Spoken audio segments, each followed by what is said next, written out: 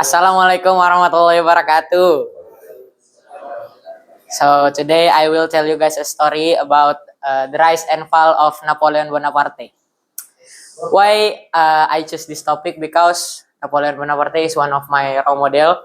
He's very good at being a leader, good at leadership, good at giving some strategy, and good at mathematics. I want to be like him. Okay. So before we go into the detail, salawat and salam always given to our Prophet Muhammad Sallallahu Alaihi Wasallam. And don't forget to pray and thanks to our God Allah Subhanahu Wa Taala who has given us some blessings and mercy, so we can attend in this beautiful place without any trouble and obstacle. Okay, without any further ado, let's get into the detail. Okay, as you all know, Napoleon Bonaparte is one of the greatest military commander in history. Not today, but in history. And before that, Napoleon Bonaparte was born in 1769 on the island of Corsica, which was part of France. He was not very rich, but his parents sent him to military school in France. At a young age, he was very intelligent, like he good at leadership, making some strategy, and good at mathematics. Okay, and at old age, like middle age, when the French Revolution began in 1789, France was in chaos. Many nobles lost its power, and the army needs a new leader. Napoleon saw this as an opportunity. He used his ambition, skill to reach his goal. Okay. And let's get into the rise of Napoleon. First, he gained fame after winning battles in Italy in 1796.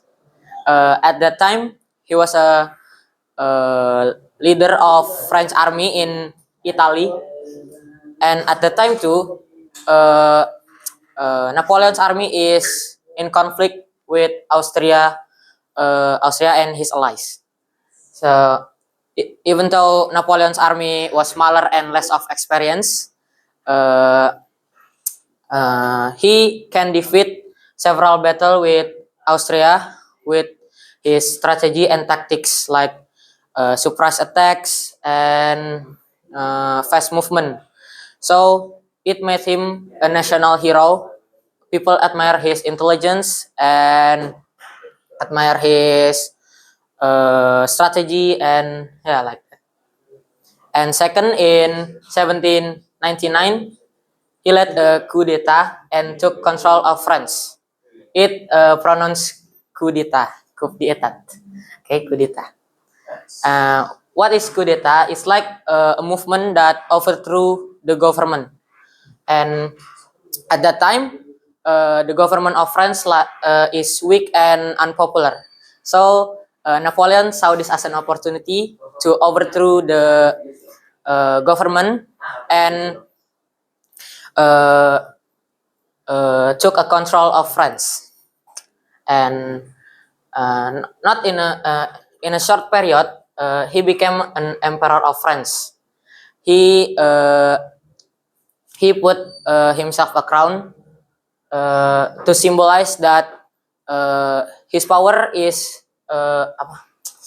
Napoleon's get his power from himself, not because of church or nobility. After he controlled France and become emperor of France, he reformed education, government, and created the Napoleonic Code that inspire the modern laws until now. Okay, after all of that, he reached the peak of his empire. He controlled most of Europe by 1810, very successful as a military leader, but his ambition grew too big. He wanted to conquer Russia, and after he reached his peak, then the fall of Napoleon Bonaparte. And in 1812, he invaded Russia. It's a huge matter for him. he sends like 600,000 army to Russia. Russia. And Russia army keep retreating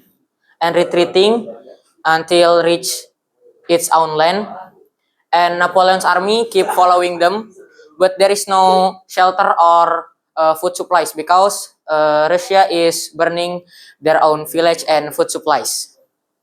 And long period, long after that, harsh winter and starvation destroy his army. Like